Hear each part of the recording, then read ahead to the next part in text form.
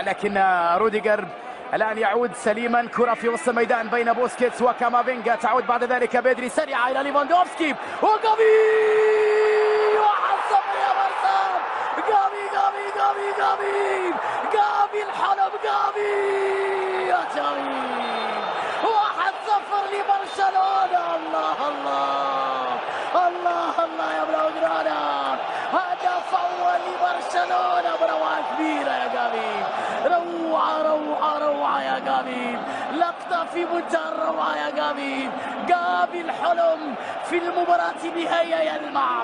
اللمسة من بوسكيتس إلى ديمبلي، بدري ليفا لجافي وجافي. 1-0 لبرشلونة في شباك ريال مدريد.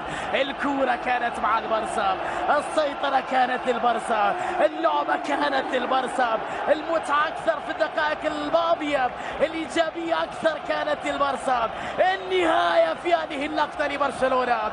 جافي يحتفل بهدف جافي وبرشلونة يتقدمون، يسجلون، في النهاية يظهرون، يحتفلون. العودة بعد ذلك على جهة اليسار. دقيقة أخيرة على نهاية الشوط الأول. شوط أول أفضلية لبرشلونة على مستوى النتيجة 1-0، وحتى على مستوى الأداء. حلوة من ديونج، منتقل سريع لجافي داخل منطقة التسديد الثاني للبارسا بتمريرة. الله يا بلوغرانا. الثاني لبرشلونة. روعة 2-0 للبارسا يا جافي. ديونج يا جماعة، ديونج أي لمسة، أي لعبة، أي تمريرة. الساحر ديونج لجافي. هل كان ليفاندوفسكي متسللا؟ الكرة بعد ذلك من جانب جافي وليفا. الثاني لبرشلونة. 2-0 لبرشلونة. البارسا يلمع في النهائي على أرض الرياض.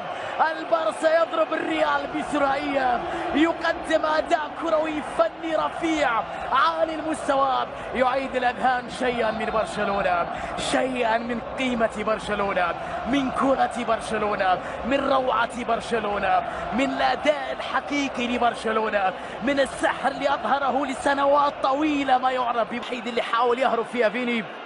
تدخل أراوخو وحصل على إنذار. طويل الكرة، خطير الكرة للبارسا. الكرة بلمسة عند ليفا. جافي على اليسار ليفا. جافي في الجهة اليسرى، محاولة بكرة. هذا جنون يا برشلونة. الماضي لك والحاضر لك وبكرة لك يا بارسا. الله الروعة يا جافي، يا بدري، يا ليفا، يا جافي، يا بدري، يا ليفا، يا بارسا. والله اشتقنا لأيامكم، لمتعتكم، لكرتكم، لسحركم، لفنكم. الكورة بروعة من جانب ليفا. جافي ساحرة، لمسة جميلة، بدري، تناغم وكرة قدم ممتعة وتيكي تاكا. وبارسا استعاد النغمة واستعاد الفرحة واستعاد الكورة واستعاد المتعة واستعاد اللون واستعاد الشكل واستعاد الكبرياء واستعاد برشلونة. بدري وجافي، هذا هو المستقبل للبارسا على الإطلاق في مباراة اليوم في هذا النهائي ضد ريال مدريد. الكرة لكريم بنزيما. لم يعد هنالك الكثير من الوقت، لم يعد عند ريال مدريد أي شيء يقدمه، ولم يعد الانتظار الصافرة النهائية. داني سيبايوس في آخر لحظة، في آخر تسديدة، وكرة من كريم. هدف جاء متأخر للغاية من جانب ريال مدريد عن طريق كريم بنزيما في آخر لحظة من أحداث هذه المباراة النهائية.